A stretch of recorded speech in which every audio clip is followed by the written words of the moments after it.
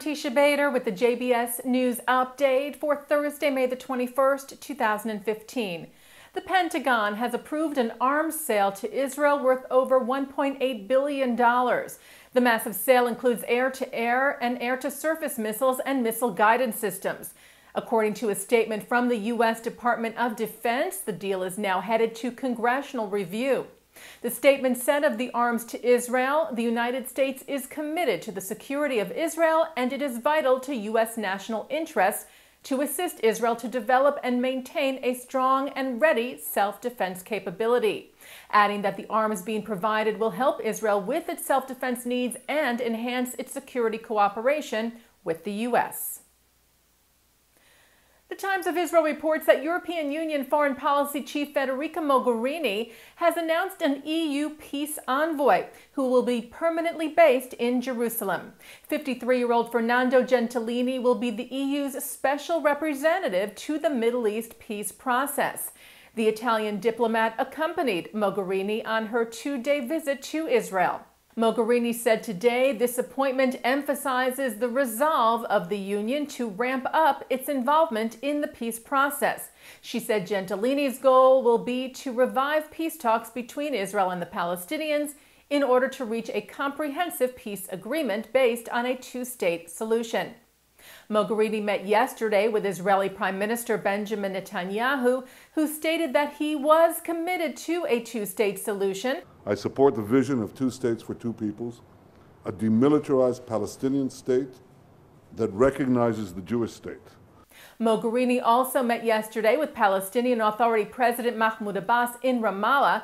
Chief PLO negotiator Saeb Erekat said Abbas emphasized during that meeting that he was in favor of the resumption of peace talks with Israel, but only after Israel accepts Palestinian demands, which reportedly include a halt in settlement construction and the release of Palestinian prisoners jailed before the signing of the Oslo Accords.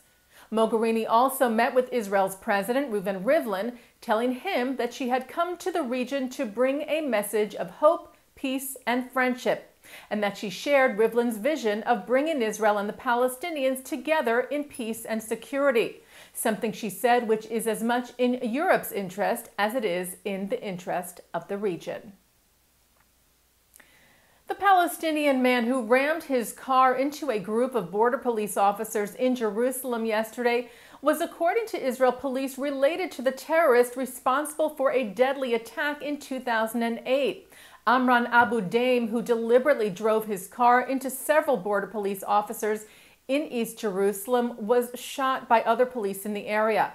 He lightly to moderately injured 3 officers, and he is said to be a relative of Alaa Abu Daim, who killed 8 Jewish students at the Merkaz Harav Yeshiva on March the 6th of 2008. Following a backlash of criticism, Germany's Interior Ministry has appointed 2 Jewish experts to a new commission on anti-Semitism. The Associated Press reports that the original commission of 8 experts was established earlier this year to look into anti-Semitism in Germany over the next 2 years and present its findings and suggestions for solutions to Parliament. It had faced criticism that none of the 8 were Jewish. In response, the ministry has now appointed Marina Chernivsky and Andreas Nechama to the commission.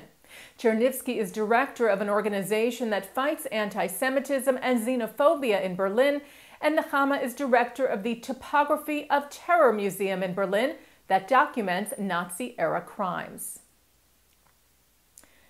American-born Eli Groner is the next Director General of the Israeli Prime Minister's office. Netanyahu appointed Groner to the role today. Groner previously served as Israel's Minister for Economic Affairs to the United States at Israel's embassy in Washington.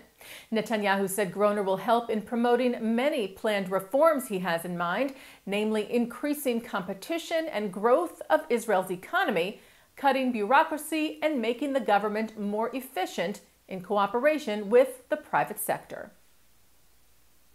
U.S. President Barack Obama will visit Congregation Adas Israel in Washington, D.C. tomorrow to deliver remarks in celebration of Jewish American Heritage Month.